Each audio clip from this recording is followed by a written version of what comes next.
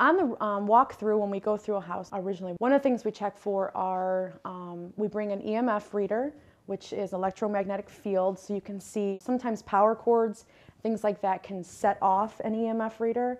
And they say that when a paranormal activity is about to start, an apparition, or if there's something in the room, that an EMF reader will spike between 2.0 and 7.0.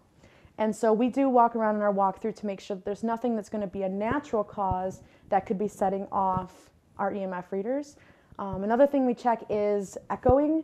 For example, if you have somebody on the floor above you, such as right now, you can hear footsteps moving. You want to make sure you're not going to say, oh, there was footsteps upstairs, because that must be a ghost, and it happens to be one of your investigators. A microwave that's malfunctioned or plugged in or whatnot. Basically the lightings, the sounds from outside, the lights of a car driving by. For us to control that would just be documenting, getting baseline readings of those instances right when we start off an investigation.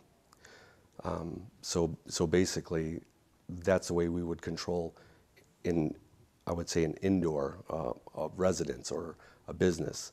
Outside's a little bit harder to do with the outer noise that you can't control.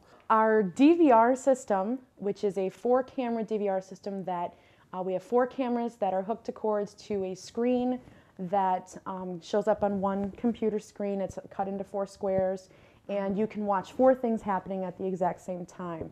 I believe that is one of our most important pieces of equipment. It's the one thing that we've gotten some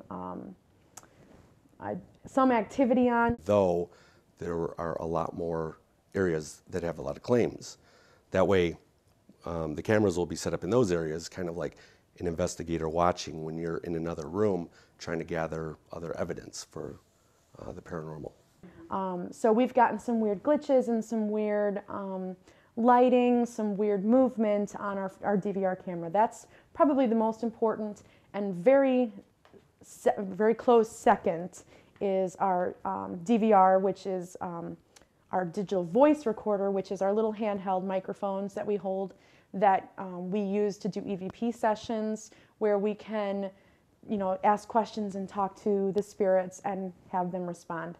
That is where we've actually gotten most of our evidence. I personally like what we call the MEL meter. It checks EMF readings as well as surrounding temperature.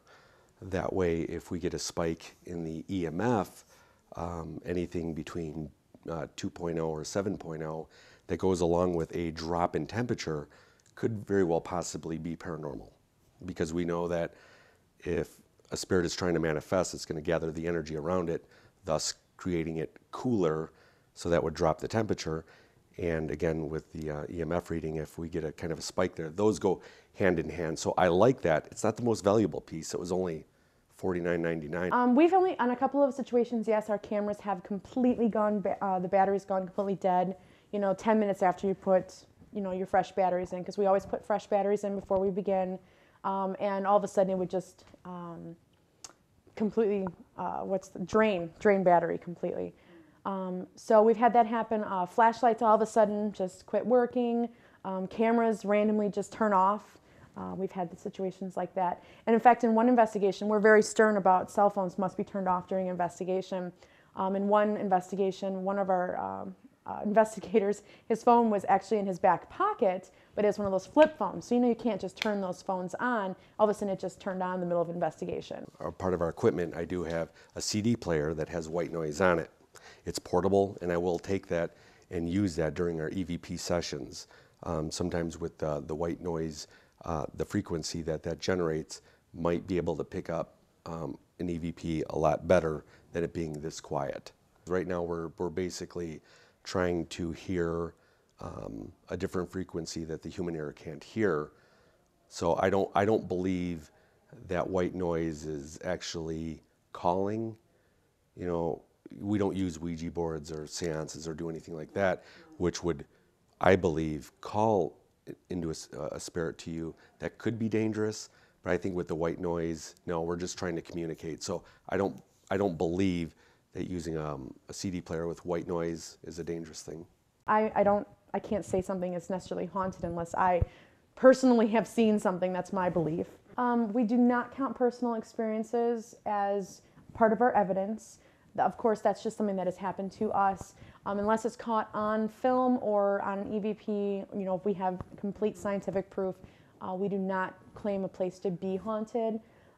We have all had many personal experiences, but in most of the investigations that we've done, we've said that there may be something here. You know, we've had these personal experiences, but we can't scientifically tell you that it is completely haunted.